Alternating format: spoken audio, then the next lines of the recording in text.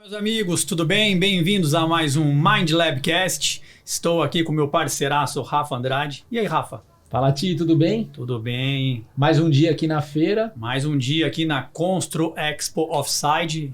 Fala o dia, Rafael, que a gente está aqui. Vai do dia 31 ao dia 3 a feira. Quem estiver ouvindo aí, tiver a oportunidade de vir nos ver, fica à vontade, pode vir. A feira vai estar acontecendo de quarta a sábado.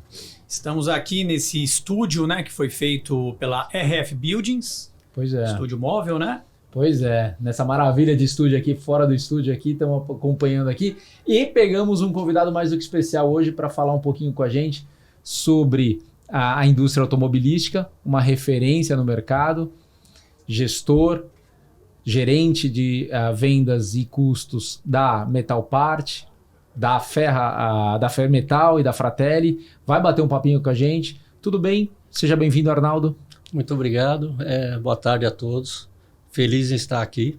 Espero contribuir com esse bate-papo, que ele possa acrescentar algo. Ah, certeza. Já passaram o briefing seu e você é um fera da indústria, a gente já está sabendo. Fera da comunicação, estamos aqui. É um bate-papo bem solto, Arnaldo. Fica à vontade, o que você tiver vontade de falar, quiser perguntar para a gente, quiser conversar. Enfim, a ideia é que a gente fale um pouquinho sobre o mercado, sobre você. Eu acho que para a gente aquecer os motores aí, né? Fala um pouquinho de você, como é que você chegou na indústria, quanto tempo você está na indústria, quem é o Arnaldo aqui para os nossos acompanhantes? Eu estou toda a minha vida, minha carreira profissional, ela é feita na indústria automobilística. Eu comecei na Mercedes-Benz do Brasil, no Senai, era uma escola, né, de Senai. E aí eu tive a oportunidade de ser efetivado já na parte de logística e depois eu passei para a área de compras. E na área de compras eu fui galgando as posições, eu cheguei, quando eu saí da Mercedes eu estava como gerente de compras. Hoje é gerente, na época era supervisor, hoje a estrutura eles passaram para gerente. Então aí eu fiquei alguns 2 anos fora do mercado e depois apareceu a oportunidade de trabalhar na Metalpart, que é a empresa que eu estou até hoje, que também atua no mercado automobilístico. Então, toda a minha carreira foi montada no mercado automobilístico e na área comercial.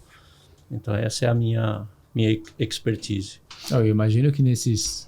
Você disse 30 anos de experiência, né? 30, vamos falar um pouquinho mais. Eu entrei na Mercedes em 1976. Eu imagino que nesse período aí deve ter visto uma das mais diversas mudanças aí. Sem dúvida. Pois é. Qual a maior mudança que você viu no mercado nesses períodos? Quais foram os maiores pontos de mudança que você...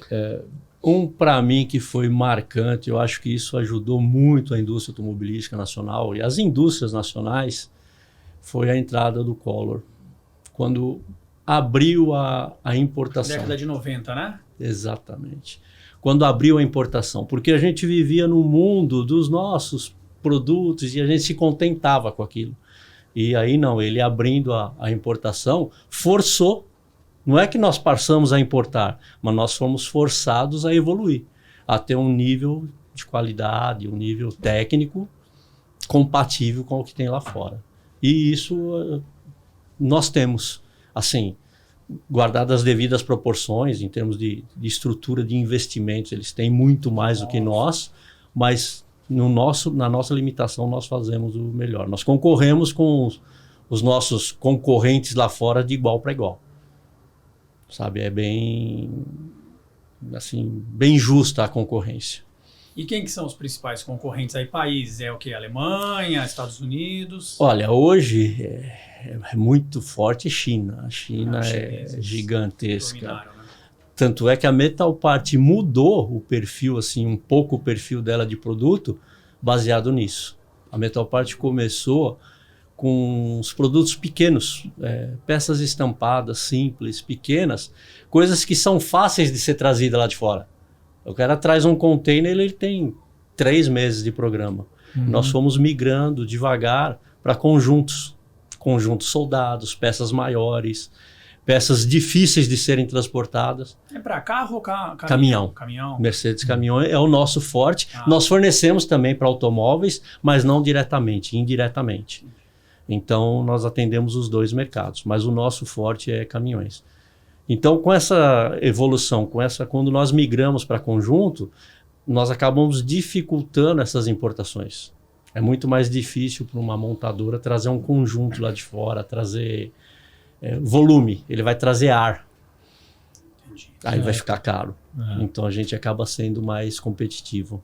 Mas é um mercado gostoso assim, de atuar, aprende-se muito, é muito exigente, mas a gente aprende. A gente é obrigado a aprender, porque senão você não participa.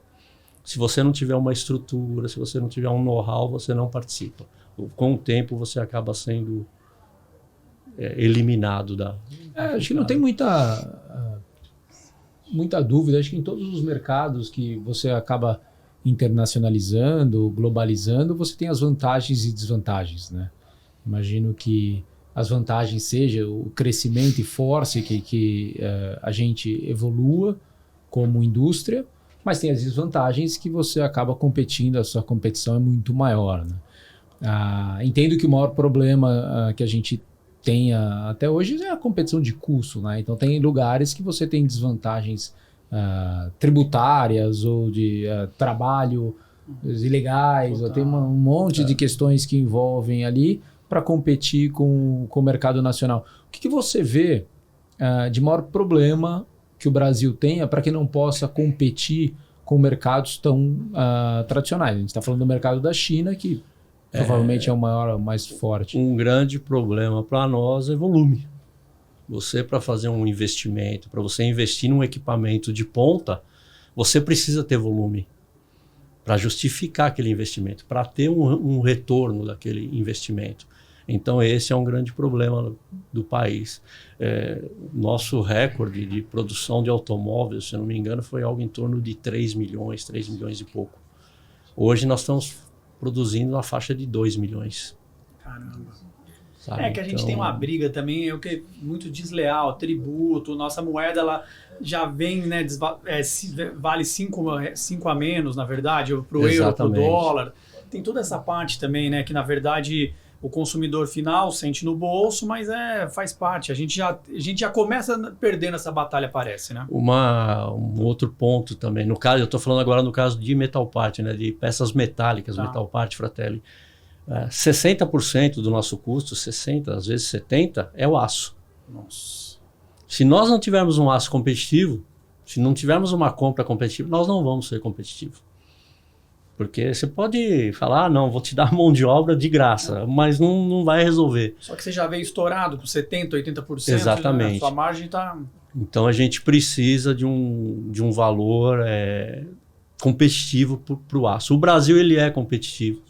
O Brasil ele exporta bastante aço. Que era o que eu ia perguntar, qual que é o maior problema para nós sermos competitivos no aço? Porque, imagina, nós temos aqui, nós temos no chão. Nós temos, só que nós temos 3 indústrias, né, no Brasil que produzem aço. Nós temos 3 empresas que produzem. Então, lá fora tem um pouco mais, vamos dizer. Talvez isso dificulte um pouco. Impostos. Às vezes é muito mais interessante para eles a venda, a exportação do que a venda no mercado local. Nós tivemos aí na época da pandemia um acréscimo de aproximadamente 100% no preço do aço. Então isso causa um transtorno, assim, porque a velocidade que você repassa isso para o seu cliente não é a mesma do que você recebe do seu fornecedor. Tem um delay aí. Então é muito importante. É uma coisa que, para nós, para o nosso mercado, tem um peso muito grande. Certo. Eu queria aproveitar esse gancho e falar um pouquinho, a gente está falando um pouquinho dos desafios, das oportunidades. Então, tem algumas alterações acontecendo no mercado. O que você vê de oportunidade da indústria automobilística, de crescimento ou evolução no Brasil, para que a gente possa retomar um volume maior de vendas, ou que a gente possa ser mais competitivo, né? Conseguir exportar mais automóveis? Falando da nossa empresa, uma oportunidade boa para nós que está acontecendo são as terceirizações. A indústria ela quer reduzir custo. Ela precisa, não é que ela quer, ela precisa reduzir custo. E terceirizar é um bom caminho. Nós pegamos recente alguns itens do nosso cliente, no principal cliente, porque ele terceirizou a estamparia dele. Então, para nós foi um excelente negócio. Nós temos que ter um custo mais competitivo, custo mão de obra, essas coisas mais competitivo que eles. Então, esse foi um aspecto bom. Uma coisa que eu vejo para a indústria automobilística, mas isso eu vejo de que forma? Do que eu leio, do que eu escuto, do que eu analiso. Fala-se muito em veículo elétrico. Pois é. Vai ter veículo elétrico, vai ter o veículo elétrico, não tem dúvida. Mas ele não vai ser a maior parcela do mercado. E o Brasil, ele já tem uma energia, ele já tem o etanol. Isso já está pronto e já reduz como é que eu posso dizer? A poluição, essas coisas, sim. Ele já reduz muito. Então, nós já temos isso pronto. Na Europa, eu tinha ouvido há um tempo atrás que na Inglaterra, se eu não me engano, a partir de 2026, 2030, não entra mais veículo a combustão, só veículo elétrico. Mas e os outros países no mundo? E os países como China, como Índia, como África, que não vão ter essa capacidade de transformação assim tão rápida? Nós podemos ser um grande exportador para esse país.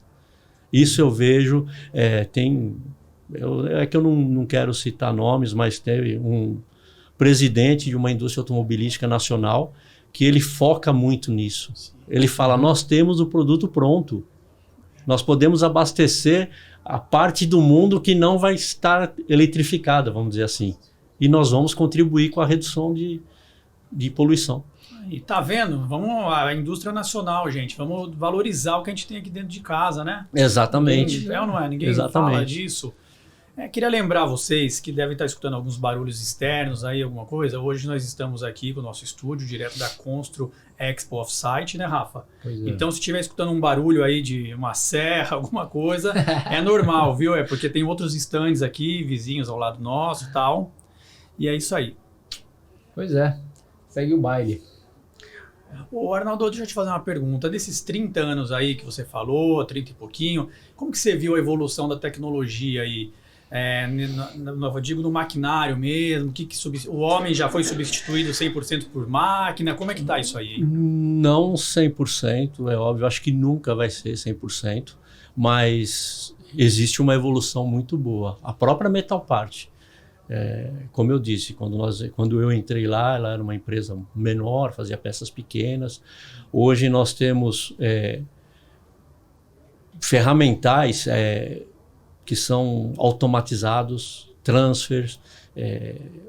Então é uma coisa assim, depende muito pouco do homem. E na parte de solda também, nós temos uma área de solda muito boa, bem conceituada, e a parte robotizada é muito grande.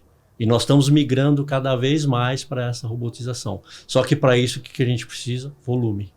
Então sempre está condicionado a volume. E é isso que faz a gente evoluir. A gente ter essa capacidade de investimento para evoluir. Mas é aquela história, né? O que vem primeiro, o ovo ou a galinha, né? A gente precisa ser mais competitivo para vender mais, ou precisa vender mais para ser mais competitivo, para ter um investimento, o investimento vem primeiro, ou o faturamento vem primeiro.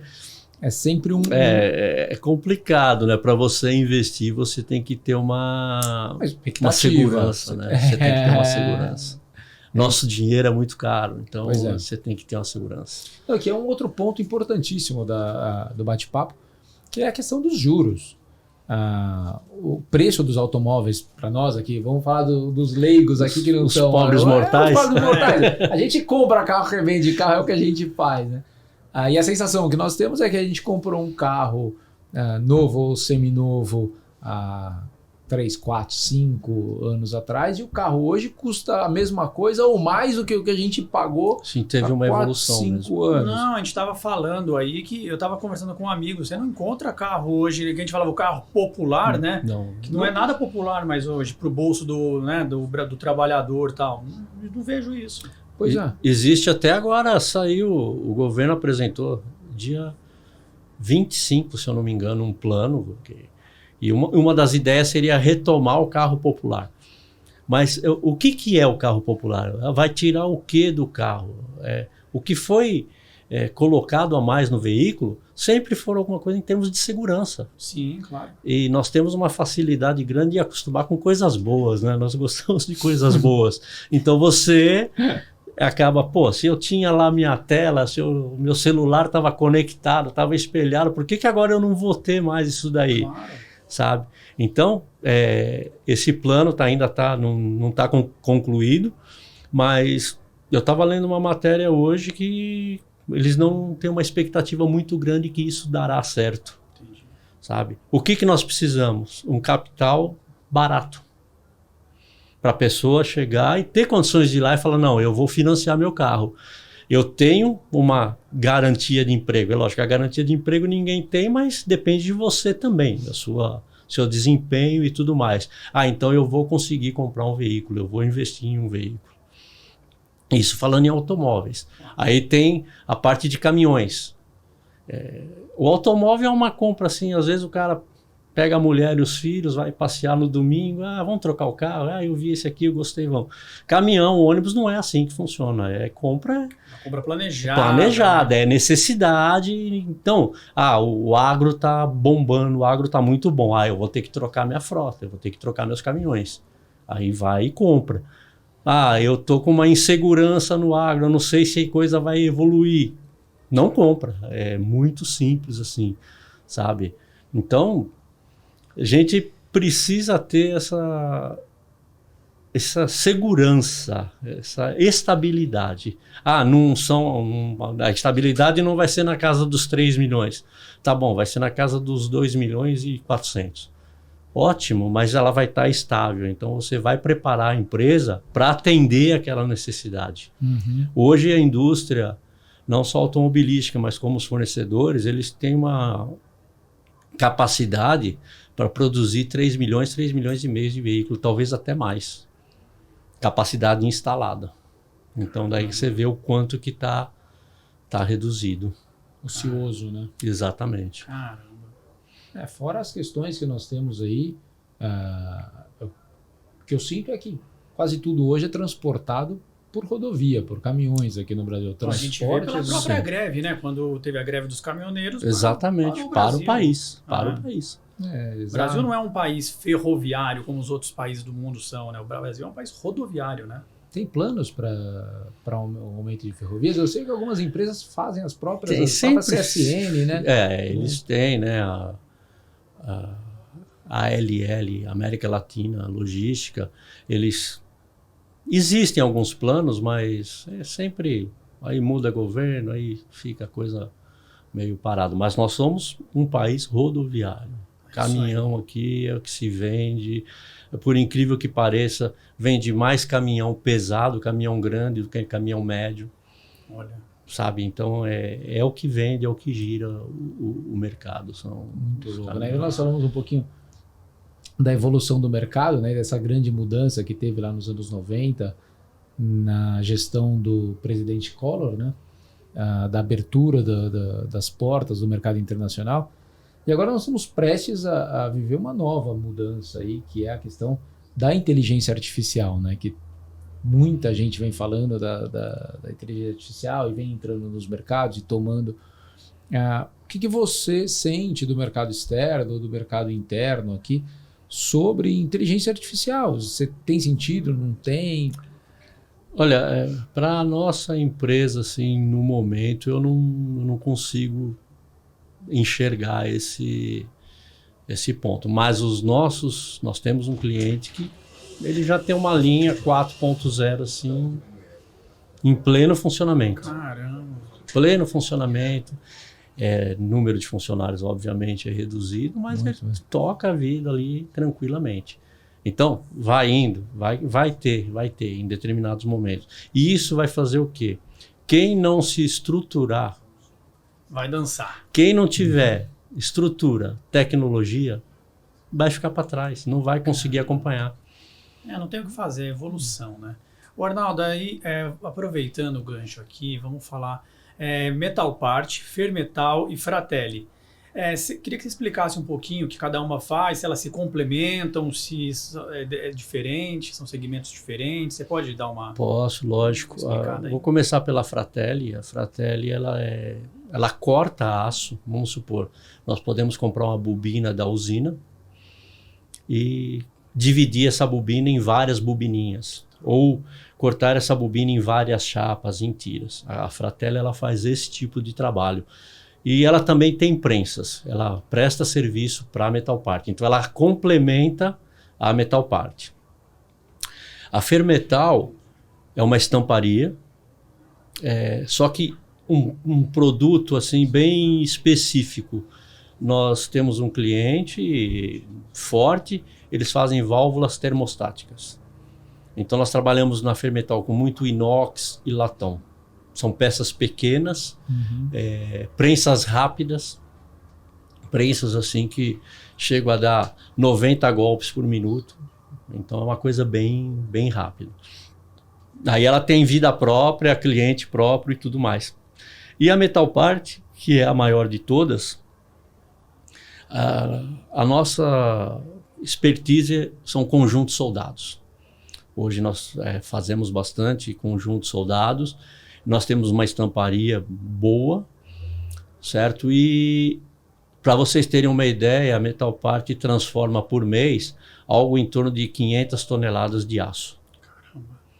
Sabe? Então a gente tem uma compra razoável, tem uma compra boa, tem um departamento de compras bom para, como eu disse, se nós não comprarmos o aço bem, nós não vamos ter um preço de venda competitivo.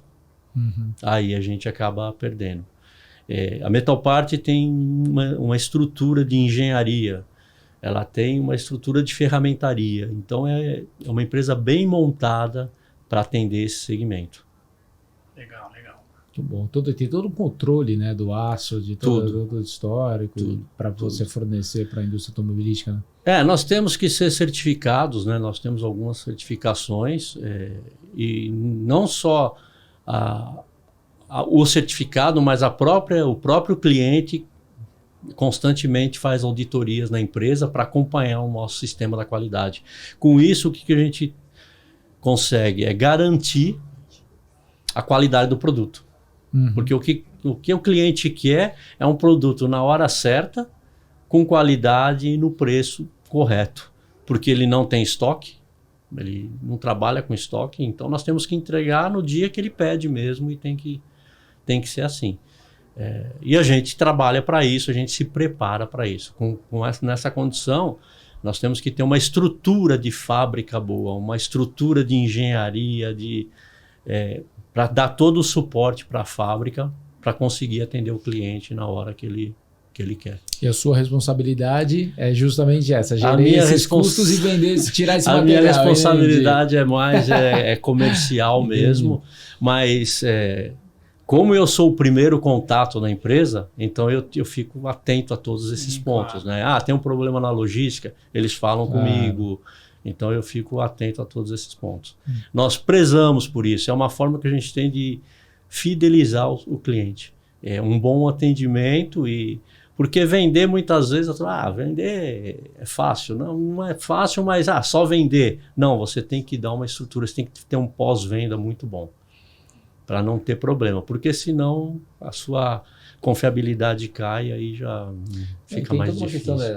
A questão, enfim, da rastreabilidade desse material, das peças, eles monitoram isso até para as pessoas acompanhando por anos, né? Sim. Por anos e anos pós a peça entrar no seu carro. Se tem algum problema, ele sabe exatamente qual lote foi. Nós fornecemos peças de segurança, alguns itens de segurança. Nós fornecemos uma caixa para airbag.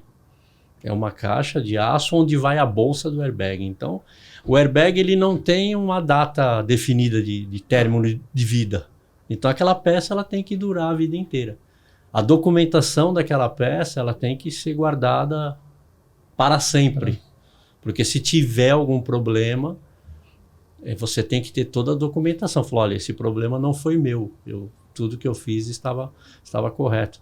Tanto é que quando você termina de soldar essa peça, vai uma gravação do dia que ela foi produzida. Então você sabe o dia correto que ela foi produzida. Essa peça foi produzida dia 31 de maio de 2023. E é uma gravação puncionada, quer dizer, ela nunca vai sumir, essa gravação. Eu imagino que as certificações, né, para fazer isso aí, para ter uma empresa desse calibre aí, tem que ser inúmeras, né? Não é um negócio brincadeira não, tá lidando com coisa muito séria, né? Sem dúvida. O item de segurança, ele tem uma avaliação diferenciada. Além da auditoria normal que é feita uma auditoria específica para itens de segurança. Estendida a cadeia, né? Sim. Estendida a cadeia. Se você quiser fornecer aço... Eu tô achando que você entende mais desse assunto que você falou, viu? Rapaz, ele entende. Nós vamos trocar. A gente faz a lição de casa. Tô achando que você tá entendendo mais. Boa. Nós vamos trocar. Mas é muito interessante. O produto airbag é um produto interessante. Fala para mim, você falou já do aço, que você corresponde às vezes a 70%, mas no dia a dia, quais são os outros desafios aí para gerenciar custos, já que você é o homem que está aí frente mesmo? Não, eu imagino, né? A quantidade de problema que ele tem que outro desafio forte é o próprio cliente, né? Eu quero desconto, eu quero desconto, eu quero. Esse é um desafio forte. Mas como que a gente trabalha para administrar isso? Como eu disse, nós temos uma engenharia forte, então você tem que ter uma engenharia de processo que constantemente está analisando aquele processo para tentar barateá-lo. Entendi. Você é comercial ou você tem um departamento comercial que vai atrás também? Nós somos em 3 pessoas na área comercial, aí fora a parte de estrutura de engenharia, mas eu sou responsável pela área comercial. Você que bate o chicote na turma lá para vender então, né? Eu também apanho um pouco. Eu não bato não, mas eu apanho também. Entendi. Mas todo negócio que entra na empresa entra via o meu departamento. Então é o primeiro contato com o cliente, ir atrás de cliente, esse tipo de coisa. Mas eu imagino que as relações são muito sólidas também, que vocês Sim. não têm cliente, né, que pode ter, obviamente, novos clientes, mas os caras que estão com vocês, quando eu falo as empresas, né, é relação de longos anos, né? Muitos anos. A gente preza por isso, não ter muitos clientes, porque a estrutura para você atender esses clientes, cada um tem uma exigência, é uma estrutura grande, mas fidelizar o cliente que nós temos. Então esse é um ponto que a gente faz para se manter no negócio. É lógico, aparecem novos clientes, aparecem novas oportunidades, a gente analisa, essa oportunidade é boa, vamos pegar que vale a pena. Mas a gente tem que prezar pelo cliente atual, porque é ele que está nos ajudando o barco assim a correr, né? Exatamente. No final das contas, tudo depende da venda pro final, né? Do cliente final. Ele acaba fornecendo as peças para as montadoras acabam vendendo os carros e caminhões, e se não vender carro e caminhão também, fica tudo estagnado, né? Nós atendemos tanto diretamente a montadora como os sistemistas. A peça que o sistemista vai montar em alguma outra coisa e vai vender para a montadora. Mas o nosso mercado ele é 100% automobilístico. Nós não temos cliente fora do mercado automobilístico, no caso da Metalpart. Arnaldo, dá uma esperança aqui para a gente. Para onde nós estamos indo? O que você está vendo para frente aqui? O que você está vendo de expectativa? O que você está sentindo? Aí, porque o mercado automobilístico ele acaba influenciando muito nas outras indústrias, né? Acaba carregando aí para a gente. Eu tenho assim muita esperança, assim, eu sou um cara otimista, vamos dizer assim. Eu acho que nós vamos nos dar bem naquilo que eu falei, no etanol, nessa estrutura. Já existem estudos feitos de carro a nitrogênio, mas só que o que vai gerar o nitrogênio é o etanol. Eu tava na expectativa de carro voador, porra. Igual a gente via na época da televisão. Eu tava esperando em 2000, já tava esperando o Jackson. Na época da pandemia, até houve uma brincadeira. A turma falava que nos anos 2000 a gente ia ver carro voador. Nós estávamos aprendendo a lavar a mão, né? Ensinando como é que a gente tinha que lavar a mão. E por falar, você tocou nesse assunto, né? A gente está recém saído aí de uma pandemia. A pandemia afetou demais o mercado? Como que foi para vocês? Ele parou? Nós paramos pouco, nós paramos uns 45 dias, mas afetou muito a falta de componentes. Aí não para nós conseguimos atender toda a demanda, nós não tivemos essa falta, mas componente eletrônico. Ah, é verdade. Eu conheço gente de empresa também de bebidas, falava que não tinha alumínio para fazer lata. Então, isso afetou bastante. Aí afeta a montadora, nos afeta da mesma forma, cadeia, né? Chega na gente, mas isso hoje ainda tem esse problema. Ainda as montadoras recente aí, eu vou dar 3 semanas de férias, eu vou colocar um pessoal em layoff e tudo mais, porque é falta de componente. E isso é outra, né? Você falou de futuro, né?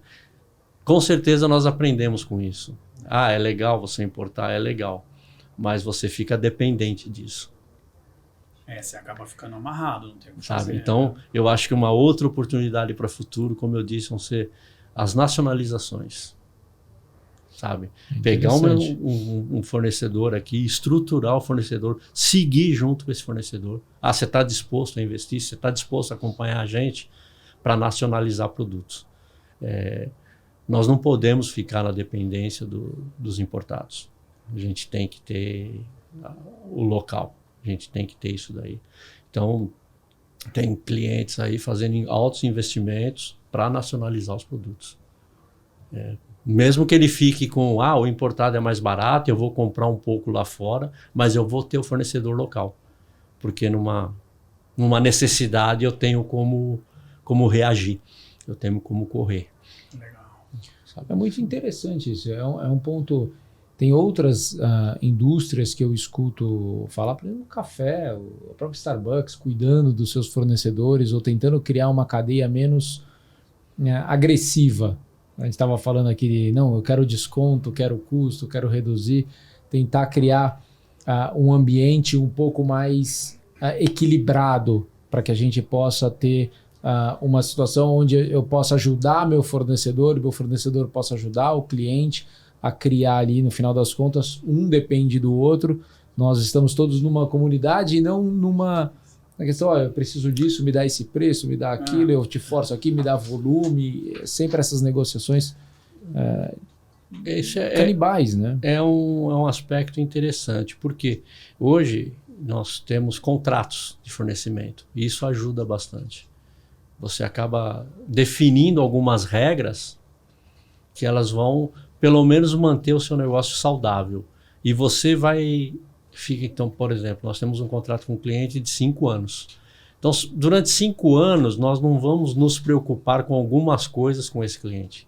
Desde que a gente cumpra a nossa parte do contrato, a coisa vai fluir e a tendência é só crescer. É trabalhar direito e crescer. Sabe? Então, isso é um aspecto bem interessante. Então, administrar os contratos, ter essa possibilidade. Propor, muitas vezes a gente propõe. Pois é. Fala, olha, não, mas eu não trabalho assim. Não, mas vamos trabalhar. Mas o preço vai evoluir? Vai, mas o preço pode descer também. Você tem essa possibilidade. Então você já põe regras. Tá bom, então vamos fazer uma redução anual de tanto. Você já trabalha sabendo o quanto você tem que reduzir no seu custo para se manter saudável. Sabe? Então, essa estabilidade ela é importante. Você tem sempre ser colaborativo. Exatamente. Sabe? E nós temos isso, sim.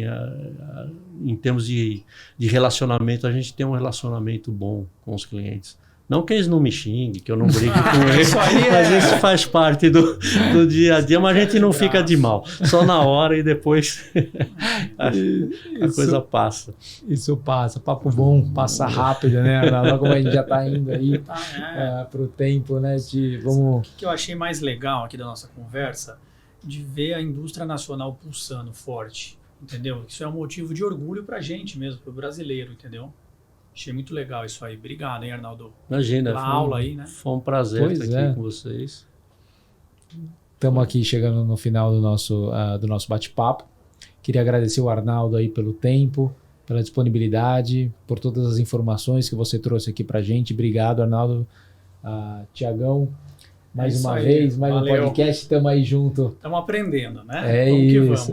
Vamos evoluindo. Bom, você que está aí nos assistindo, segue, dá o like, compartilha, ajuda a gente aí nessa batalha minha e do Rafa, para a gente estar cada dia trazendo convidados mais legais, histórias interessantes, histórias inspiradoras.